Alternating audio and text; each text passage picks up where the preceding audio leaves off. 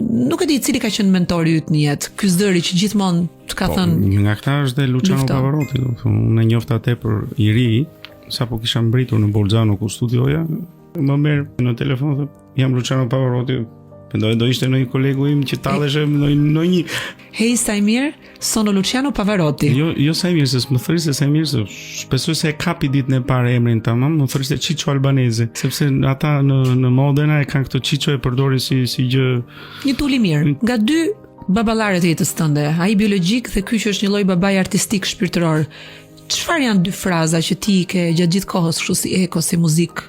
Ajo e Lucianos ishte që vola alto, thoshte, vola alto, così nessun altro ti può raggiungere. Do thonë, fluturo lart, se po fluturove lart e kanë të vështirë të kapin, të tërheqin poshtë.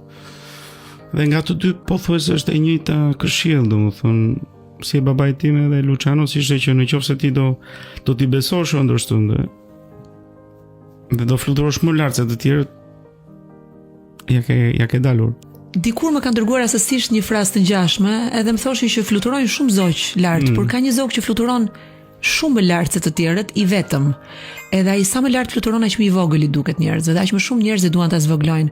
Por ai është kaq i jashtëzakonshëm se ka një dhuratë nga Zoti që në të njëjtën gjini ti je ai hispikatori.